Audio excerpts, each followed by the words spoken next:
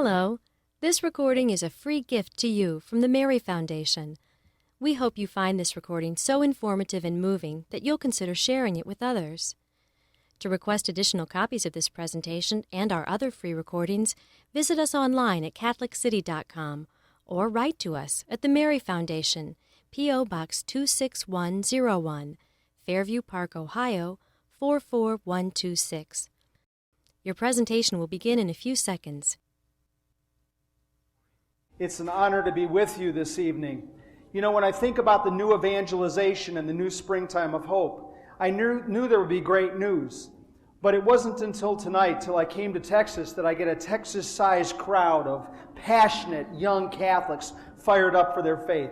I praise God for you, and it's nice to see you all here tonight. Thank you so much for coming in. Thank you for your faith.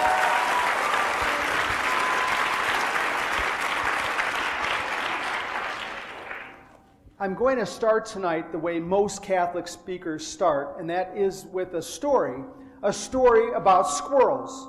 After all, that's a pretty conventional way to start a Catholic presentation, isn't it? You see, the story goes that when I moved from the deserts of Phoenix to the forested areas of Atlanta, I realized that there were millions of trees I hadn't seen in my 36 years in Phoenix in the desert. But with those trees in Roswell, Georgia, just north of Atlanta, come little vermin with them. There come millions of squirrels. So I'd like to start tonight with a story, and you'll see how it ties in later to our topic, about how each of 3 churches in our neighborhood dealt with the problem of squirrels. So the first church is the Baptist church. So the pastor said, I've got to solve this problem of squirrels. And he said, I've got an idea. We Baptists baptize by submersion. So what he did is he put a little squirrel food into the baptismal font. He lured those 1,000 squirrels in the font. He put a lid on top, stuck a fire hose in the back, and says, I've got the problem solved. But those pesky squirrels are quite industrious, as you know. And they ate a hole out of the back. And the next day they came back with 1,000 more of their friends. And they had 2,000 squirrels at the Baptist church. Well, we moved down the street now to the United Methodist Church. And that church said, oh, we would never do anything like that. We're United Methodists. We believe in live and let live. So we're going to humanely trap those little squirrels. We're going to drive them to the other side of town, on the other side of the freeway, and we're going to release them to God's nature. Because that's what we do. We're United Methodists, after all. So the pastor did do that. And, as you can well imagine, the next day, 3,000 squirrels at the United Methodist Church. Well, now we end up at my parish of St. Peter's Chanel in Roswell. And Monsignor McNamee says, oh, those boys down the street, they haven't figured it out. I've got the answer. So he brought those squirrels in. He baptized them. He registered them as parishioners. He gave them church envelopes. And now we may see the squirrels at Christmas and sometimes at Easter.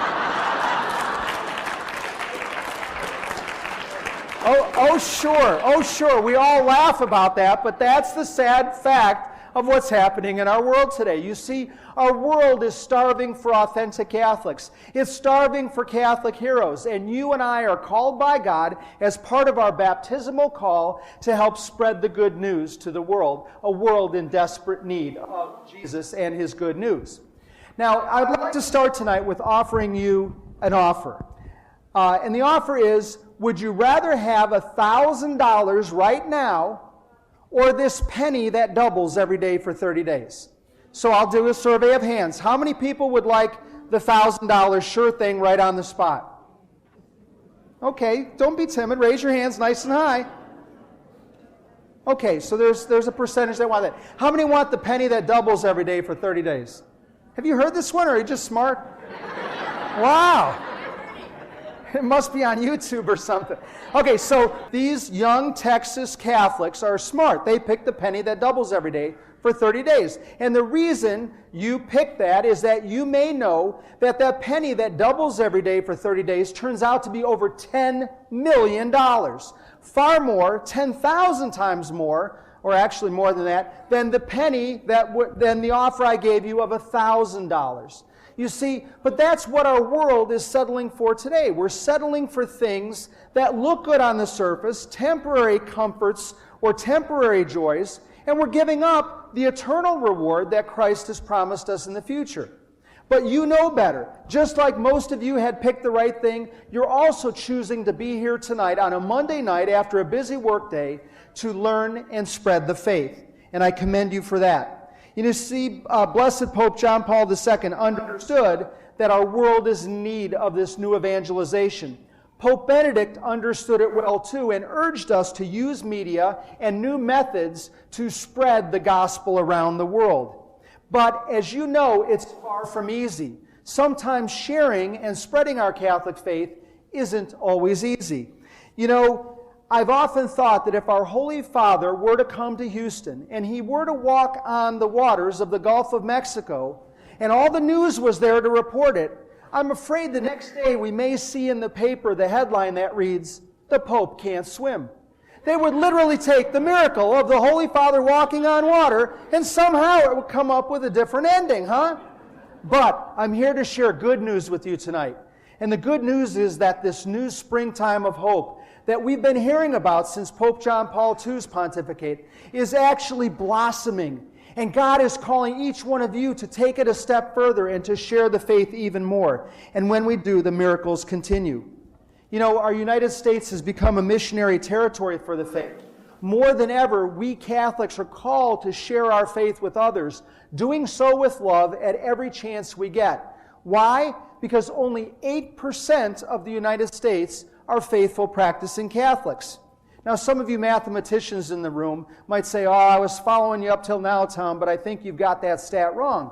24% of the people are Catholic in the United States." Well, you're right, but here's how the math slices up. 1/3 never go to Mass. 1/3 may go occasionally, like Christmas, Easter, or every once in a while. And the remaining third are probably you folks and people who go to Mass every week and sometimes more often. So 1/3 of 24% ends up being 8%.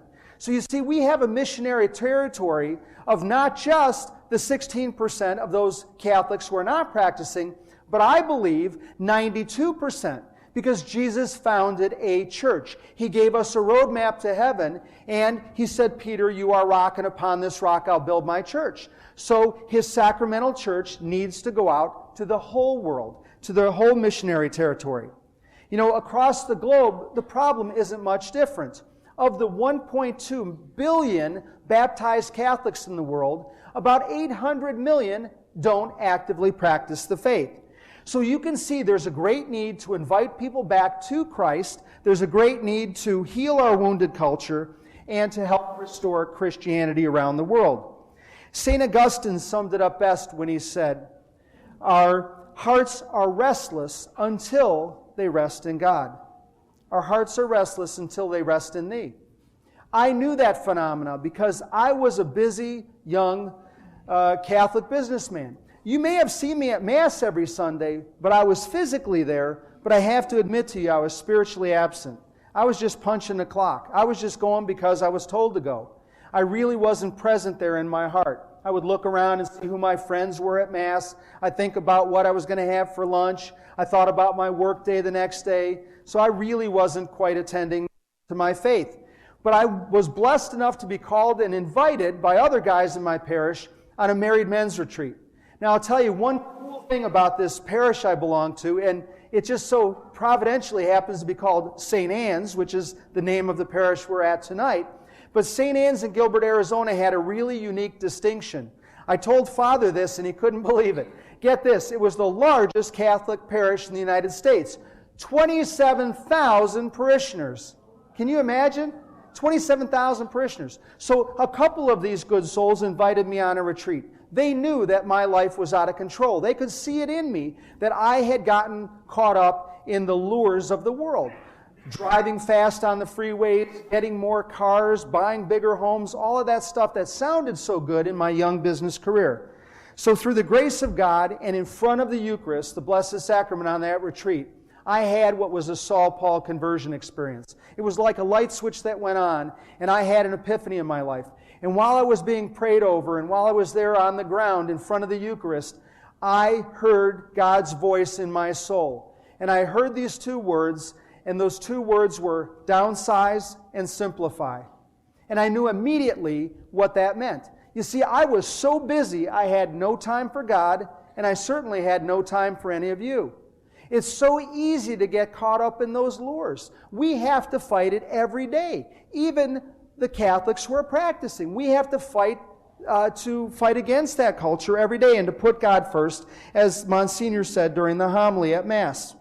You know, Jesus commands us to go and make disciples of all nations, but if you and I don't answer that call and don't share the good news with love, people will be taken further away from God. You know, Albert Einstein was a pretty smart guy. I think you've all studied about him and we'll all agree he was a smart guy. He said, the world is a very dangerous place, but not because of the evil people. It's because of good people who simply don't do anything about it. They don't get around to it, huh? It's that apathy. Now let me share a story with you of how critical it is for you and I to share our faith at every moment. A few years ago, someone taught me to pray every day to help lead someone closer to Christ. Pray every day to help lead someone closer to Christ. So that morning, I started going to morning Mass on a regular basis, so I said that prayer. Heavenly Father, please use me to help lead someone closer to Christ today. And as soon as Mass ended, the little Vietnamese lady next to me in the pew tapped me on the shoulder. And she said, can I talk to you? I need your help. So we went back out to the narthex, and she said, my son Hughley has been away from the church for about 20 years. Can you help him? And the first thing I thought about is, wow, is God quick when He wants you to do something? He wasn't so good with the lottery numbers that week, but boy, He called me into this service.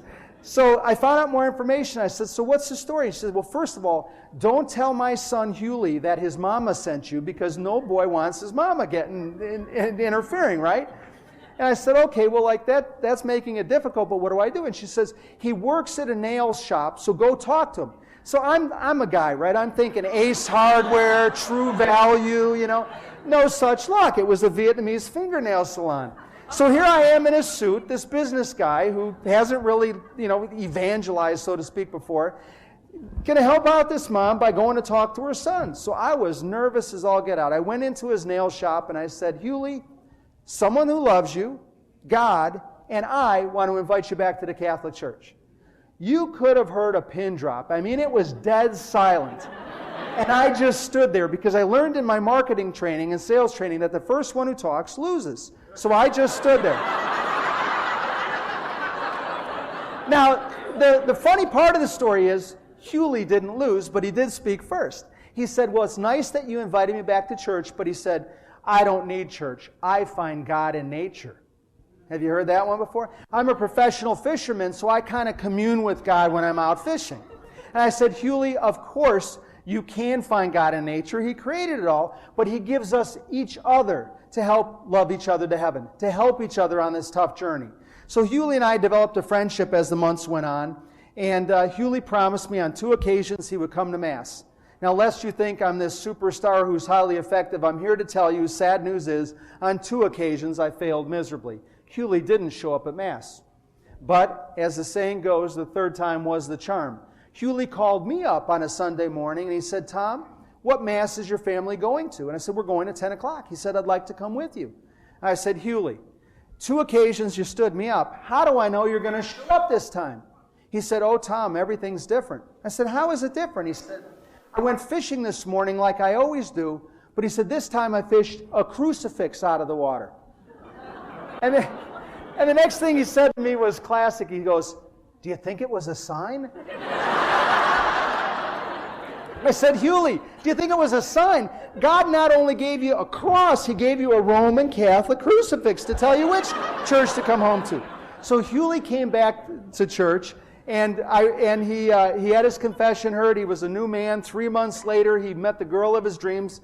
6 months after that, through pre-Cana, they got married. We went to the reception. It was beautiful. He comes over to my house a couple days later with all the wedding photos developed and a big hunk of wedding cake.